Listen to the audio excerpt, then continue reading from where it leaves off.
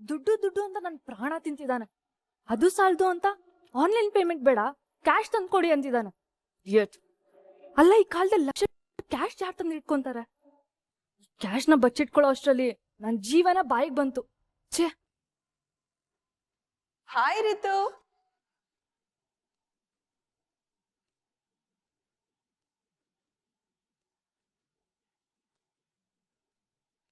ಅದ್ಕೆ ನೀವೇನಿಲ್ಲಿ? ಯಾಕೆ ಬಾರ್ದ? ಅಯ್ಯಯ್ಯೋ, ಹಾಗಲ್ಲ ಅದ್ಕೆ. ಮತ್ತಿನ್ ಹೇಗೆ? ಪ್ರತಿಯೊಬ್ರು ನಾನ್ ಯಾಕ್ ಬಂದೆ ಅಂತ ಪ್ರಶ್ನೆ ಮಾಡೋರೇ ಆಗ್ಬಿಟ್ರು. ಬೇಜಾರಾಗ್ಬಿಡಿ ಅದ್ಕೆ. ಸಡನ್ ಆಗಿ ನೋಡಿದ್ನಲ್ಲ, ಅದಕ್ಕೆ ಹಾಗೆ ಕೇಳ್ದೆ ಅಷ್ಟೇ.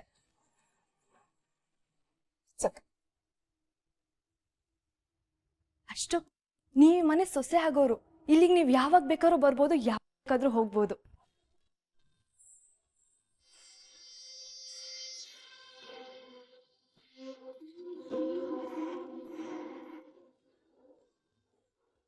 ವಿಕ್ಕಿ ಹೇಗಿದ್ದಾನೆ? ಓ, ಆರಾಮಾಗಿದ್ದಾನೆ. ಅಂದ್ಹಾಗೆ ರಿತು, ಆ ರೌಡಿ ದುಡ್ಡು ಕೇಳ್ತಿದ್ದಾನೆ ಅಂದೆ ಅಲ್ವಾ? ಕ್ಯಾಶ್ ಕೊಟ್ಟು ಕಳ್ಸಿದ್ದೆ, ಬಂತ? ಅದ್ಕೆ ಸ್ವಲ್ಪ ಮೆತ್ತು ಮಾತಾಡಿ. Okay okay. ಆ ವಿಷಯ ಮನೇಲಿ ಯಾರಿಗೂ ಗೊತ್ತಿಲ್ಲ. ಅದ್ಕೆ ನೀ ಕೊಟ್ಟಿರೋದು ಸಿಕ್ಕಿದೆ, ಆದ್ರೆ ರೌಡಿ ಕೊಡೋದ್ ಬಾಕಿ ಅಷ್ಟೆ. ಆ ಕಡೆ ಆ ರೌಡಿ ಕಾಟ, ಈ ಮನೇಲಿ ಆ ಭಾರ್ಗವಿ ಕಾಟ. ನನ್ಗಂತೂ ಸಾಕಾಗೋಗಿದೆ. ರಿತು, ಅಷ್ಟೊಂದು ಡಿಸ್ಟರ್ಬ್ ಆಗ್ಬೇಡ. ರೌಡಿ ಕಡೆಯಿಂದ ಏನೇ ಪ್ರಾಬ್ಲಮ್ ಆದ್ರೂ ಈ ಬಂಧನ ನೋಡ್ಕೋತಾಳೆ. ಹಾಗೆ ಆದಷ್ಟು ಬೇಗ ನಿನಗ ಭಾರ್ಗವಿ ಕಾಟನು ತಪ್ಪುತ್ತೆ. ನಾನ್ ಬಂದಿದ್ದೀನಲ್ಲ, ಎಲ್ಲ ಸರಿ ಹೋಗುತ್ತೆ. ಅದಕ್ಕೆ ಅಂದ್ರೆ ನಿಮ್ಮ ಹಾಗಿರ್ಬೇಕು. Thank you so much. ಅದಕ್ಕೆ ಈ ಅರ್ಜುನ್ ಬ್ರೋ ಯಾಕಾದ್ರೂ ಭಾರ್ಗವಿನ ಮದ್ವೆ ಆಗಿ ಬಂದೋ ಗೊತ್ತಿಲ್ಲ. ಅವನಿಂದಾಗಿ ನಾವೆಲ್ಲ ಕಷ್ಟಪಡ್ತಿದ್ದೀವಿ. ಇವಾಗಂತೂ ಪದೇ ಪದೇ ಬಂದು ಅವಳನ್ನ ಅದಕ್ಕೆ ಅಂತ, ಅವಳನ್ನ ಸೊಸೆ ಅಂತ ಒಪ್ಕೊಳ್ಳಿ ಅಂತ ಎಲ್ರೂ ಇರಿಟೇಟ್ ಮಾಡ್ತಾನೆ.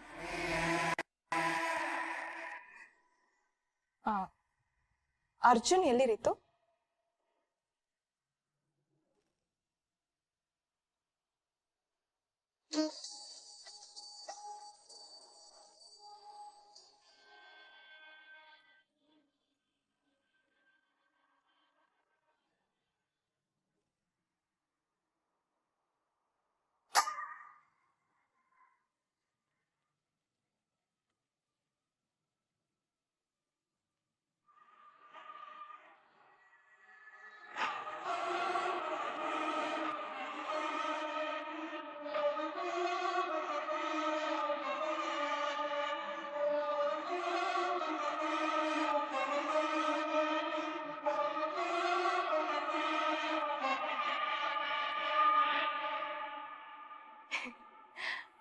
ಅರ್ಜುನ್, ನಿನ್ನ ನೋಡಕ್ಕಂತಾನೆ ಬಂದೆ.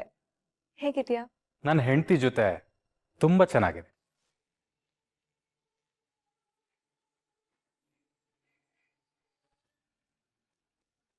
ಭಾರ್ಗವಿ ಅವರೇ, ನಂಗೊಂದೆರಡು ಫೋನ್ ಕಾಲ್ ಇದೆ, ರೂಮಲ್ಲಿ ಇರ್ತೇನೆ.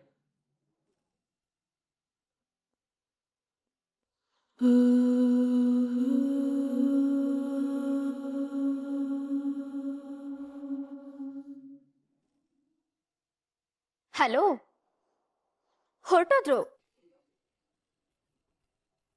ಏನು ವಿ.ವಂದನಾ ಅವರು ನಮ್ಮನೆವರೆಗೂ ಬಂದಿದ್ದು?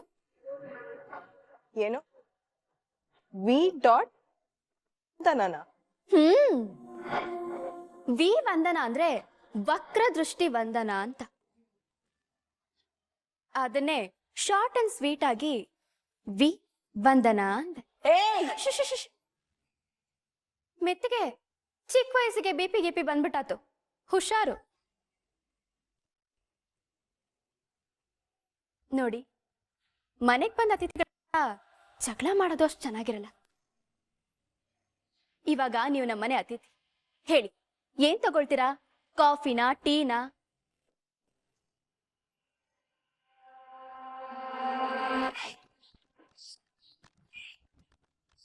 ಅತಿಥಿಗಳಿಗೆ ಏನ್ ಬೇಕು ಏನ್ ಬೇಡ ಅಂತ ಕೇಳೋದು ನನ್ ಜವಾಬ್ದಾರಿ ಅಲ್ವಾ?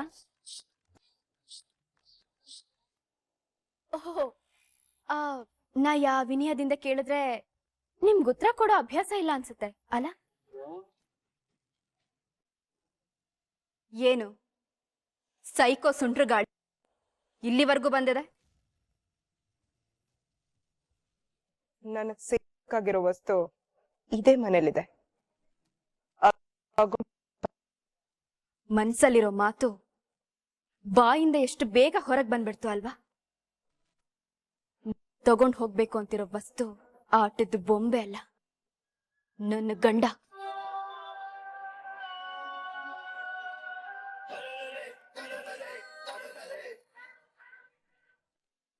ಅವ್ರನ್ನ ಪಡ್ಕೊಳ್ಬೇಕು ಅನ್ನೋ ನಿನ್ನ ಚಿಲ್ಡ್ರೆ ಬುದ್ಧಿನ ಇಲ್ಲಿಗೆ ಬಿಟ್ರೆ ಸರಿ. ಇಲ್ಲ ಅಂದ್ರೆ ಈ ಭಾವಿ ಏನು ಅಂತ ನಿನಗೂ ಗೊತ್ತಲ್ಲ.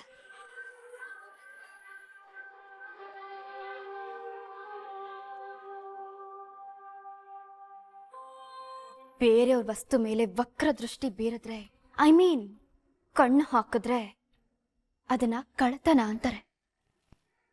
ಕಳ್ತನ ಮಾಡಿದ್ರೆ BNS ಸೆಕ್ಷನ್. ಅಯ್ಯಯ್ಯೋ, ಸಾರಿ ಸಾರಿ ಸಾರಿ, ನಾನು ಲಾ ಪ್ರಾಕ್ಟೀಸ್ ಮಾಡೋದನ್ನ ಬಿಟ್ಬಿಟ್ಟಿದ್ದೀನಿ. ಕಾಫಿ ಆಗತ್ತಲ್ಲ? ಆಗದೆ ಹೋದ್ರು ಅದನ್ನೇ ತಂದ್ಕೊಡೋದು. ಕೂತ್ಕೊಳ್ಳಿ.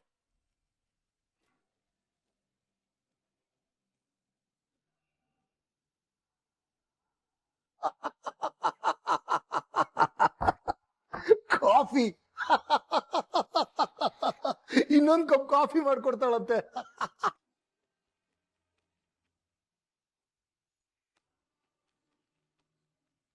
ಸರ್ ಅದ್ಯಾವ ಕಾಂಪ್ಲೇಟ್ ಸರ್, ನೆನಪೇ ಆಗ್ತಿಲ್ಲ.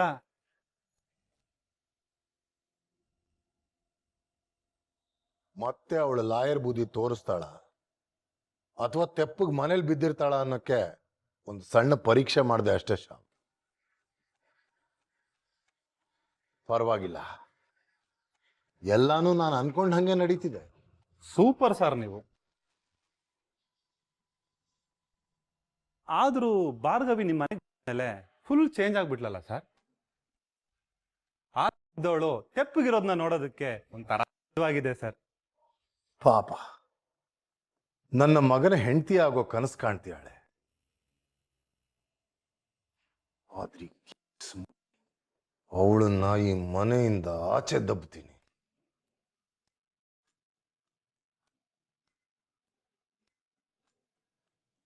ಏನೋ ಇದು ಹಣೆ ಮೇಲೆ ಗಾಯ?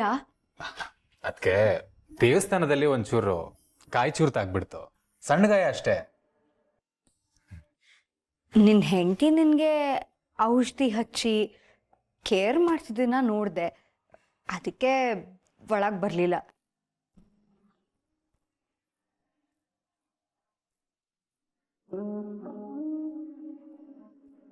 ಅಂದ್ರೆ ನಿನ್ನ ಭಾರ್ಗವಿ ಮಧ್ಯೆ ಎಲ್ಲ ಸರಿ ಹೋಯ್ತಾ ಅರ್ಜುನ್? ನಿಧಾನವಾಗಿ ಹತ್ರ ಆಗ್ತಿದೀವಿ. ಅದಕ್ಕೆ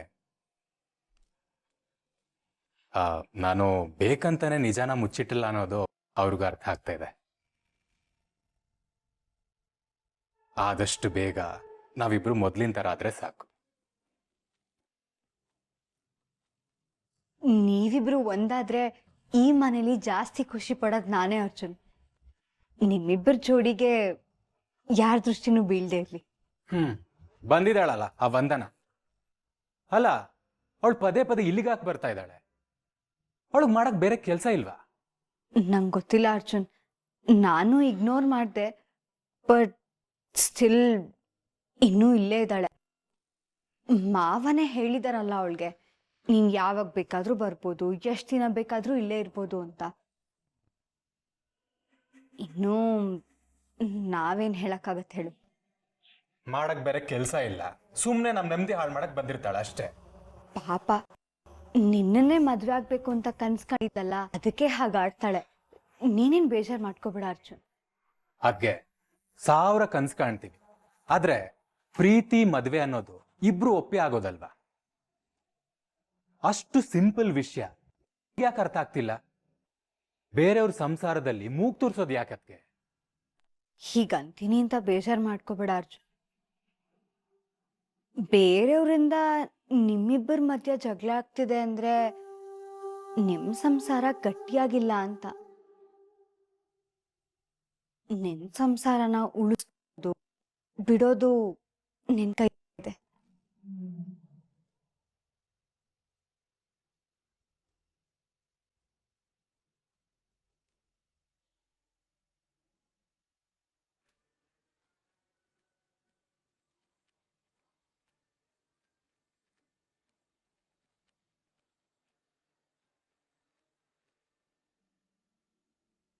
ಹಲೋ.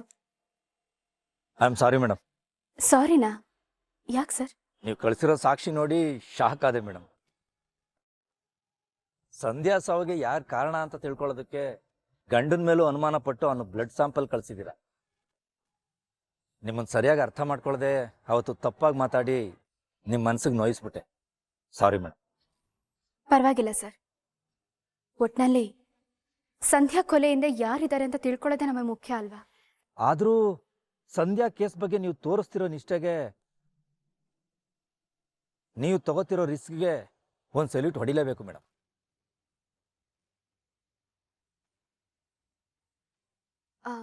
ಸರ್, ನಾನು ಕಳಿಸಿದಂಥ ಬ್ಲಡ್ ಸ್ಯಾಂಪಲ್ನ ನೀವು ಚೆಕ್ ಮಾಡಿಸಿದ್ರಾ? ಹೌದು ಮೇಡಮ್. ಆ ರಿಪೋರ್ಟ್ನೇ ತಗೊಂಡು ಈಗ ನೇರವಾಗಿ ನಿಮಗೆ ಫೋನ್ ಮಾಡ್ತೀನಿ.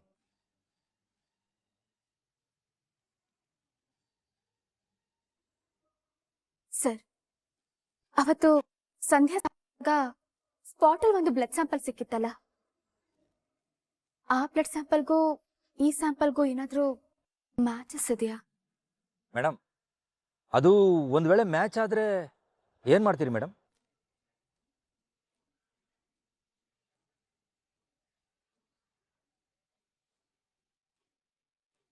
ಇದರಲ್ಲಿ ಯೋಚನೆ ಮಾಡೋದೇನಿದೆ ಸರ್? ಸಂಧ್ಯಾಗೆ ನ್ಯಾಯ ಕೊಡಿಸೋದೇ ನಮ್ಮ ಗುರಿ. ಮೇಡಮ್, ನಿಮಗೆ ಈ ವಿಷಯನ ಹೇಗೆ ಹೇಳೋದು ನನಗೆ ಗೊತ್ತಾಗ್ತಾ ಇಲ್ಲ.